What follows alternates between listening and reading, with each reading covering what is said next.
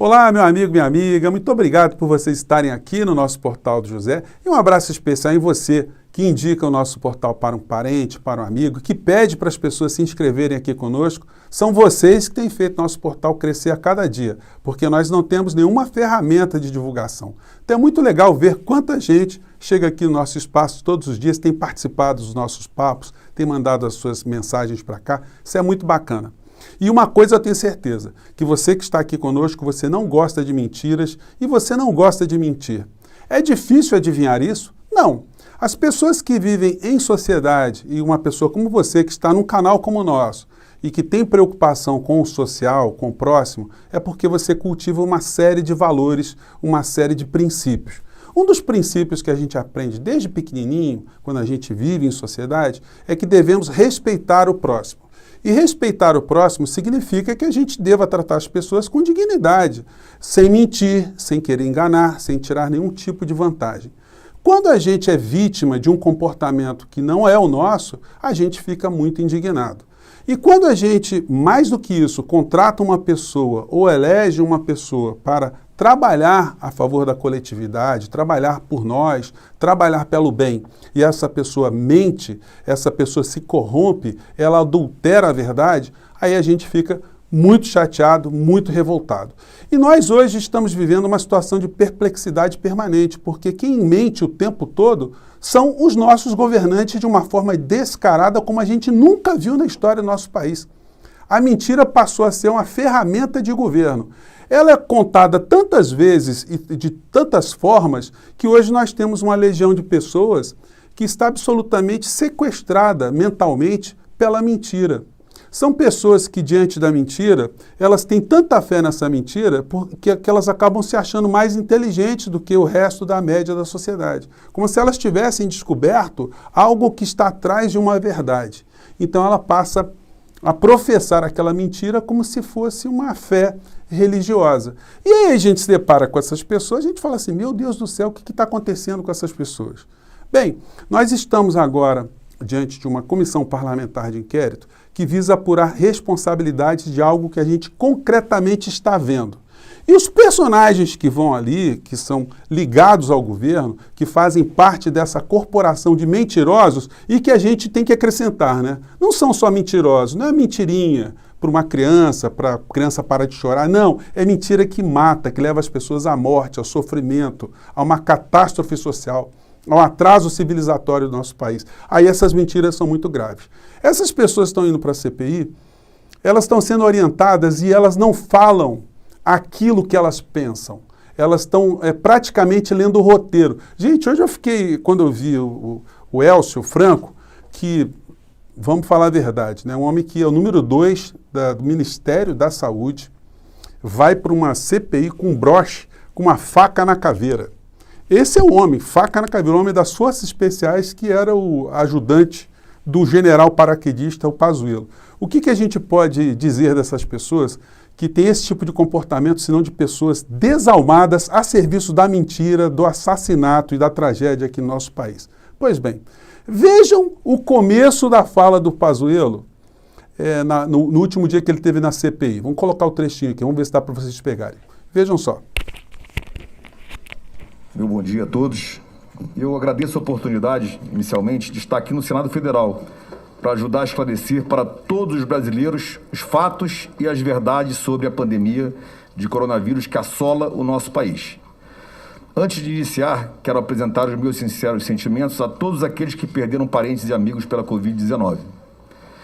Gostaria também de apresentar meus reconhecimentos a todos os profissionais de saúde que na ponta da linha estejam ajudando a salvar mais vidas. Já salvamos mais de 13 milhões de brasileiros. Viram o texto, né? Ele leu ali, protocolarmente, né? Alguém escreveu para ele, porque não foi o Pazuello que escreveu isso. Os relatórios, não foi ele. Está lendo ali. Se tirar da mão dele, ele não ia conseguir ler, não ia conseguir falar absolutamente nada. Hoje na CPI, passadas algumas semanas, está lá o Elcio Franco, um homem faca na caveira. Acompanhe o que ele disse e percebam se há alguma semelhança. Senadores e senhoras senadoras, agradeço a oportunidade de ajudar a esclarecer para a população brasileira a verdade sobre fatos, ações e iniciativas do Ministério da Saúde enquanto estive à frente da Secretaria Executiva no enfrentamento à pandemia de coronavírus. Em primeiro lugar, a minha solidariedade a todos aqueles que perderam parentes, amigos e pessoas queridas pela Covid-19. Nosso inimigo comum é o vírus. Aproveito para fazer um reconhecimento a todos os profissionais de saúde, verdadeiros heróis que se expondo na linha de frente, enfrentam a Covid-19 e salvam milhões de brasileiros. Já temos 15 milhões e meio de curados, demonstrando a força do SUS, o nosso Sistema Único de Saúde. Farei um breve resumo da minha vida. Deu para vocês perceberem que o texto ali foi recortado e colado? Porque essa gente, eles não estão falando de boca própria, como eu disse para vocês, né? Fazem parte dessa grande corporação de mentiras. Hoje, a gente está vendo algumas situações muito irritantes no nosso país. Eu sei que vocês não gostam de ver a figura presidencial, mas como a gente está falando de mentiras hoje, vamos ver aqui se vai carregar. Eu queria colocar para vocês uma parte do vídeo do presidente da República, insistentemente falando mentiras criminosas, mas não é pouca mentira, não, é mentira que mata, é mentira descarada, é mentira corrupta, é mentira bandida. Vamos fazer a análise aqui do que ele disse, vamos lá. Que o Brasil vai ser uma das menores taxas de morte por 1 milhão de habitantes. É mais um fato isso aí. Com super notificações, alguns governadores tinham que justificar isso aí. Justificavam como? Com lockdowns, com toque de recolher, fechando o comércio, arrebentando com a população do Brasil, levando a mortes por outros meios, através da depressão, suicídio, desespero. Gente, eu vou colocar só esse trechinho, mas do que ele estava dizendo exatamente? Apanhado nessa mentira de que existia ou teria sido feita uma lista no Tribunal de Contas da União que dizia que as pessoas não morreram com a quantidade que morreram aqui no nosso país, ele foi confrontado com isso e tem voltado às redes para dizer, bem, de fato, a lista não existia, mas todo mundo está percebendo que morreu menos gente do que os números estão apresentando. E por que isso aconteceu? Segundo o mentiroso maior da nação, os governadores estariam insuflando, ele não citou o nome de nenhum governador, mas os governadores estariam multiplicando o número de mortos para ganharem mais dinheiro para os seus estados para o combate à Covid.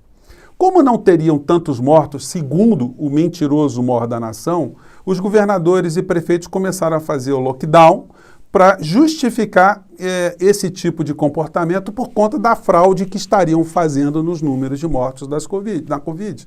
Então, gente, vocês percebam como é que nós estamos? Essas mentiras que vão sendo colocadas todos os dias estão criando uma categoria dentro da nossa sociedade que é muito preocupante. A gente tem uma sociedade que foi sequestrada pela mentira. As pessoas que a gente vê no cotidiano que não estão percebendo a realidade na sua cara. As pessoas entram aqui no portal, elas parecem que estão em outro planeta. Você dizer isso aqui para uma pessoa, a matéria que saiu agorinha, fresquinha. Inflação, IPCA. Inflação é a maior para maio em 25 anos e atinge 8,6% em 12 meses. Gente, isso é a inflação média. A inflação do combustível, a inflação do arroz, do feijão, do óleo, o preço das tarifas públicas de uma maneira geral subiu muito. Isso aí é uma média, mas eles pegam coisas assim que não são do cotidiano. Pega o preço, por exemplo, das passagens aéreas.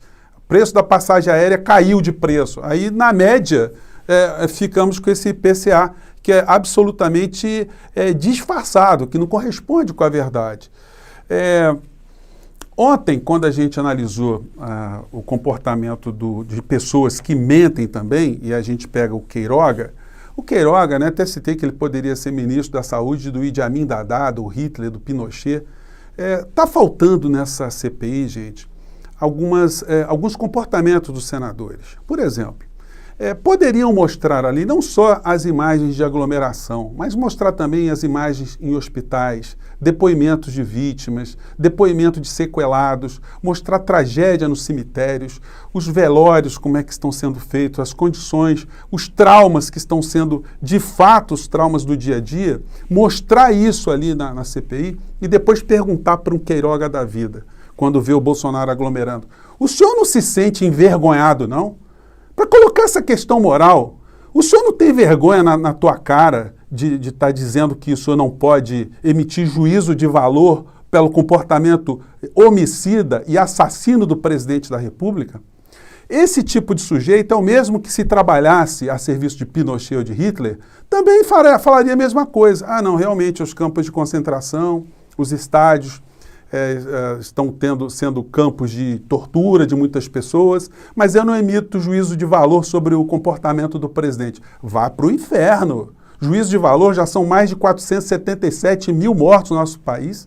Você, ministro, está achando que está onde? É porteiro de boteco? As pessoas que estão morrendo são o quê? É ovo cozido? Não merece nenhum respeito? Então, esse tipo de imagem tinha que ser mais colocada ali, até para as pessoas que estão assistindo a CPI, porque está acontecendo esse espetáculo. Eu não mostrei para vocês o Pazuello, mostrei aqui o Elcio Franco. Eles têm a palavra franqueada numa comissão parlamentar de inquérito para falar 15 minutos. Aí eles ficam lendo as realizações supostas do governo. Isso vai sendo reverberado e depois é recortado para as fake news que são multiplicadas para cima e para baixo. Porque muitas das informações que eles colocam ali são informações falsas. Os senadores, que são senadores governistas, também fazem proselitismo, colocam uma série de dados, e hoje foi muito engraçado até. Porque o senador Fernando Bezerra estava na sessão, e alguém levantou a hipótese de se chamar um delegado da Polícia Federal para depor lá na comissão parlamentar de inquérito, né? E a coisa estava indo. Quem as indicou foi o senador Girão, essa figura também, outro negacionista, outro que joga para a torcida. E aí o Fernando Bezerra falou, opa, delegado da Polícia Federal? Não, peraí, vamos pensar nisso direito. Por que o Fernando Bezerra, de repente, deu um pulo quando alguém falou em delegado de Polícia Federal? Por conta disso aqui, ó. Vamos ver se dá para vocês pegarem aqui. Porque a Polícia Federal está na cola do menino, né? Da família, que eu já falei para vocês. O Fernando Bezerra foi o cara que mais conseguiu verba do orçamento para jogar para suas bases. Só que ele está agarrado aqui com a Polícia Federal, porque, segundo a polícia, diz aqui no relatório, restou demonstrado que Fernando Bezerra de Souza Coelho e Fernando Bezerra de Souza Coelho Filho, o filho dele, né? Receberam, direta e indiretamente, R$10.433.900 pagos pelas empreiteiras OAS, Barbosa Melo, Constremac, Mendes Júnior entre os anos de 2012 e 2014. Ocorre que tais vantagens são indevidas, eis que realizadas em contrapartida à execução de obras atreladas ao Ministério da Integração Nacional.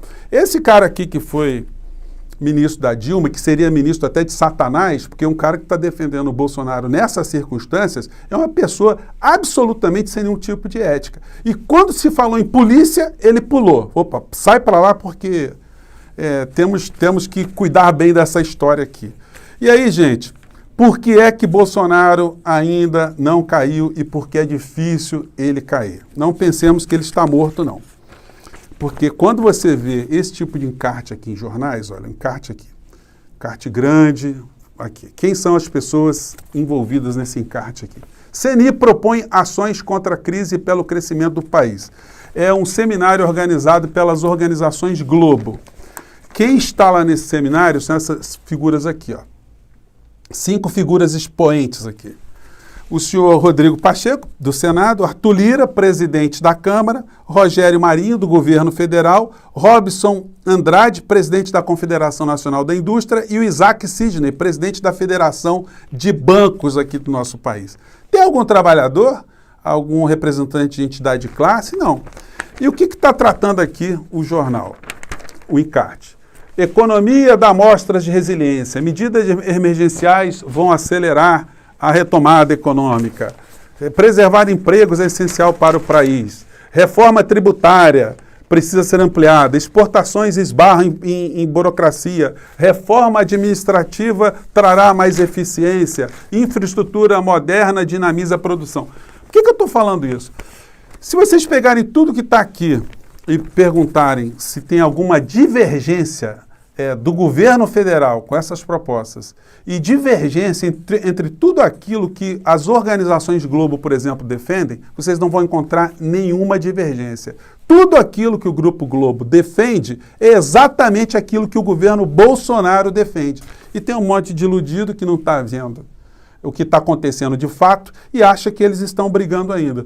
De fato, tem uma questão superficial. A Globo está perdendo cada dia mais também credibilidade nesses segmentos bolsonaristas, mas isso não importa para eles, porque eles sabem que o Bolsonaro daqui a pouco sai. Uma hora ele vai sair. Ele está ainda no ambiente controlado. Ele tenta quebrar as portas e as barreiras para ficar cada vez mais dono do poder, mas ele ainda está dentro do ambiente controlado. Ele não está morto. E ele é, nesse caso, parceiro de todos os interesses transnacionais aqui no nosso país, os interesses que têm jogado cada vez mais o direito do povo na lata do lixo. A gente vai vendo esse tipo de editorial aqui no Valor Econômico, né, que é uma empulhação por si só, né? Olha o texto. Acelerar a vacinação salvará vidas e apoiará a retomada. Retomada do quê? Se nós estamos há 10 anos numa situação absolutamente pífia. De que retomada que eles estão falando? Tudo para enganar o cidadão, isso acaba convergindo no discurso desses bolsonaristas e na rede bolsonarista, né, que eu chamo de animadores da senzala. É o pessoal que veio de um submundo, começou a ganhar dinheiro nesse governo com as suas redes, com seus negócios, com seus cargos e defende os interesses dos senhores de engenho. Isso sempre prejudicando as pessoas que eles juram estar defendendo de alguma maneira. Mas, como eu disse a vocês, outros ventos estão soprando por aí. Eu quero só finalizar o nosso papo aqui com o que aconteceu no Peru. Eu disse para vocês, gente, antecipei aqui logo no começo, que eu estava acompanhando a eleição no Peru, que o candidato Pedro Castillo, ele estava vencendo, ele ia virar as eleições lá no Peru e ia ganhar as eleições. E, de fato, isso aconteceu. Só que agora eu não estou conseguindo abrir aqui para vocês. Queria ver se eu mostrava para vocês uma fala do debate do candidato, que tem aquele chapelão, acho que não vai dar para mostrar para vocês aqui, gente. Ele tem aquele chapelão, muita gente achando que era figura folclórica, enfim, ele enfrentou uma campanha lá absolutamente anticomunista, que classificava a figura dele como um cara que ia desapropriar as pessoas, ia tomar dinheiro, ia tomar carro, ia tomar tudo. E quando eu acompanhei a figura, eu me deparei com um personagem absolutamente surpreendente. Um cara, apesar de ter uma figura caricata, é um cara super conciso, um cara que fala educação, educação, educação. E ele conseguiu vencer essas eleições no Peru, que tem um significado muito grande, porque ele derrotou uma máquina de desinformação também, uma máquina da extrema-direita, que fez todo tipo de ataque como esses que a gente vê o Bolsonaro fazer contra a democracia, contra instituições, contra princípios, contra pessoas, enfim. Então isso nos dá uma motivação. Eu vou ver se no nosso próximo vídeo a gente fala um pouco mais disso, porque a vitória dele ainda está para ser confirmada. Os grandes jornalões do Brasil e do mundo não estão dando a devida atenção e ainda não confirmaram a vitória do Pedro Castillo. Mas é um vento muito bacana que está soprando da região andina e que espero que seja apontado para nós aqui também. Compete a nós aqui estar ajudando esse vento chegar aqui com mais velocidade, né? Gente, fico por aqui, um grande abraço, não vamos desistir jamais. A verdade tem que se sobrepor à mentira. Fico aqui, tchau, gente.